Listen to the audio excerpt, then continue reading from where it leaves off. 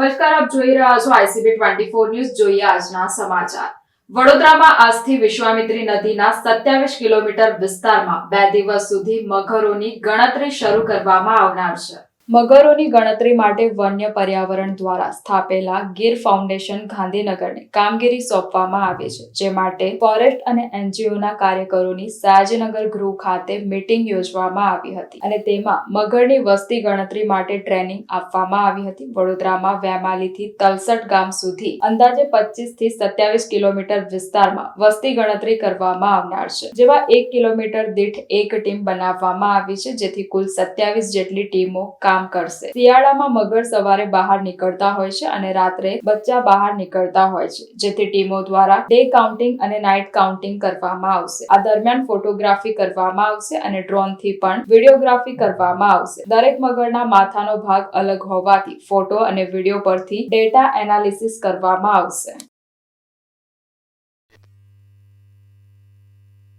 આ મુખ્ય ટ્રેનિંગ સામાન્ય જે આપવામાં આવી એક દિવસની આપવામાં આવી, બાકી ટેકનિકલ ટ્રેનિંગ સાથે બીજા અલગ અલગ સમયે બોલાવીને ટ્રેનિંગ આપવામાં આવેલી હતી અને આ કામગીરી ઘણા સમયથી આ જે શરૂ કરવાની હતી મગર ગણતરીની એનો ઘણા સમયથી કામ ચાલી રહેલું હતું. અહીંયા આગળ અલગ અલગ સંસ્થાઓ ગીર ફાઉન્ડેશન જે ગાંધીનગરની સંસ્થા મુખ્ય છે અને વન વિભાગ સાથે અને અહીંયાની લોકલ જે અમારી સંસ્થાઓ અલગ અલગ છે એ બધી કામ કરી રહી છે. એમાં મારી જેવા વગર સંસ્થાએ પણ વોલેન્ટિયર્સ હું અને મારી જગ્યાએ 2 જણા પણ અને બીજા એવા ઘણા વોલેન્ટિયર્સ જોડાયેલા છે.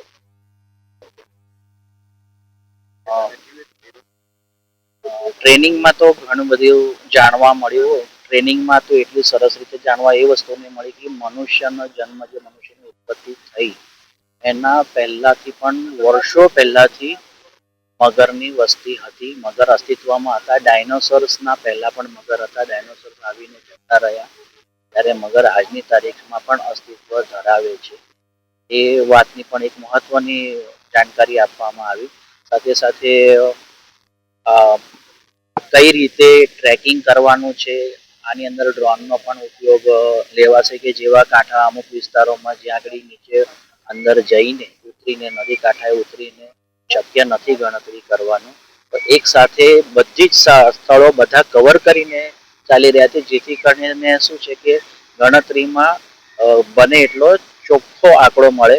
એટલે એ મગર અહીંથી ત્યાં ટ્રાવેલ કરે એક જગ્યાથી બીજી જગ્યાએ તો ડબલ કાઉન્ટિંગ ના થાય એના માટેની પણ ટ્રેનિંગ આપીને એનું પણ સમજાવવામાં આવ્યું. એટલે એક સાથે બધા વિસ્તારોનો સમાવેશ આખા વડોદરા શહેરનો કરીને અલગ અલગ ટીમો કામ કરી રહી છે. 2 દિવસ માટે આ કામ ચાલુ.